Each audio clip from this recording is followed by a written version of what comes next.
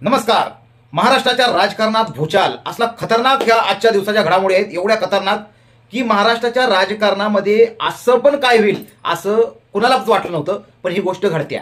Actually आजच्या दिवसभरात तर तसाच असा पुढं मेसेज येतोय की सकाळी महाराष्ट्राच्या विधानसभेची निवडणूक लागून आज 9-10 दिवस होत आलेत, तरी पण महाराष्ट्राच्या मुख्यमंत्री पदाचा तिढा मात्र सुटलेला नसून अजून त्याची सस्पेन्स बाकी आहे. आणि महायुतीमधले 3 घटक पक्ष जे आहेत, भाजप, शिवसेना, अजित पवार गट, यांच्यामधला वाद अजून काय मिटत नाही. त्यातल्या त्यात भाजप आणि शिंदे गटातला वाद हा आजच चव्हाट्यावरच आला मित्रांनो, चव्हाट्यावर. त्याची आजची उदाहरणं अशी आहेत की सकाळी असं घडलं, असं आलं, टीव्हीवर सांगण्यात आलं की शिंदे गटात ऑफिशियली सांगण्यात आलं की महायुतीच्या बैठकीला आम्हाला बोलवण्यात आलेलं नाही. पहिला मुद्दा, आजच्या दिवसाचा पहिला मुद्दा, महाविकास आघाडीच्या बैठकीला महायुतीच्या बैठकीला आम्हाला बोलवण्यात आलेलं नाही. शिंदे गटाकडून सांगण्यात आलं.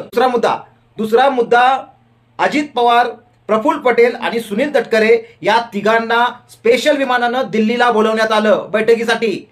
महायुतीतील शिंदे गटाला नाही. या 3 नेत्यांना, अजित पवारच्या 3 नेत्यांना स्पेशल विमानानं दिल्लीला बोलवण्यात आलं. आणि तिसरा मुद्दा, भाजपचे वरिष्ठ नेते रावसाहेब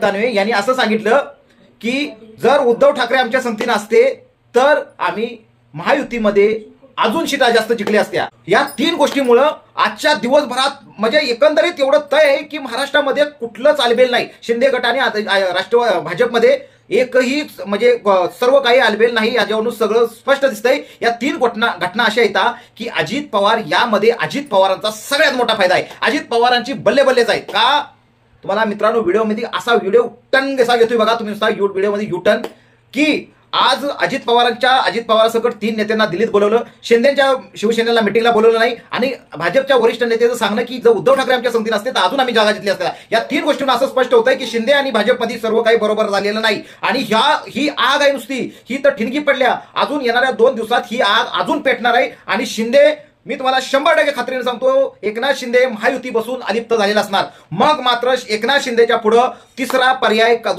काय असू शकतो हे आपण या व्हिडिओमध्ये जाणून घेऊया. नमस्कार, मी अंकुश गालवे आणि तुम्ही पाहता समाचार महाराष्ट्र. आपण ह्याच व्हिडिओमध्ये आपण तुम्हाला ह्या गोष्टीचा आपण क्लिअर करणार आहोत.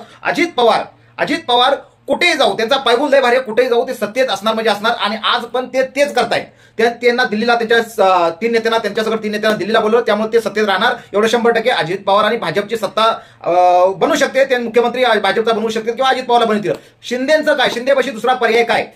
एकनाथ शिंदेची बशी दुसरा पर्याय मित्रांनो, मी तुम्हाला पर्याय नंबर 1 सांगतो. एकनाथ शिंदेपाशी पहिला पर्याय राहू शकतो. एकनाथ शिंदे विपक्षच्या भूमिकेत विधिमंडळात दिसू शकतात महाराष्ट्राच्या. मी मोठ्या जिम्मेदारीने सांगतो, शिंदे विधिमंडळामध्ये विपक्षाच्या नेत्यामध्ये म्हणजे विपक्षाच्या बाकड्यावर बसू शकतात. का महाराष्ट्राच्या विधिमंडळामध्ये सध्याचं कॅल्क्युलेशन 288 जागेचं आहे. त्या 288 पैकी जे विपक्ष आहे महाविकास आघाडींना, त्यांच्याकडे ती फिगर नाही. जो विपक्षाचा नेता बनणार, विरोधी पक्ष नेता बनणार, अशी फिगर त्यांच्याकडे नाही.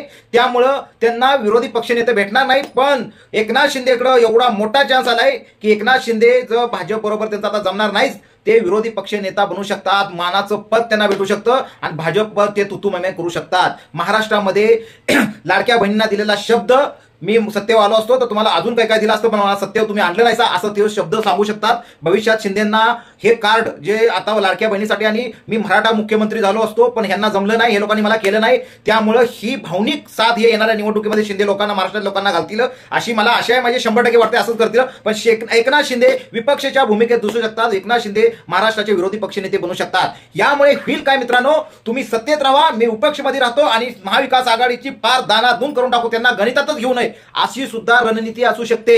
मी काय म्हणतोय, अशी सुद्धा रणनीती, मी हे काय आरोप करीत नाही, पण अशी रणनीती असू शकते की एकनाथ शिंदे विरोधात बसणार आणि भाजप आणि अजित पवार सत्तेत राहणार आणि तुम्ही पण खावा, मी पण खातो, असं सुद्धा होऊ शकतं. नंतर एकनाथ शिंदे विपक्षाच्या भूमिकेत ठामपणे भाजप आणि अजित पवार गटाला, सरकार आणि विपक्षाचं जे नातं आहे ते एकनाथ शिंदे बरोबर काटेकोरपणे पाळतील अशी महाराष्ट्रातली जनता आशा करील.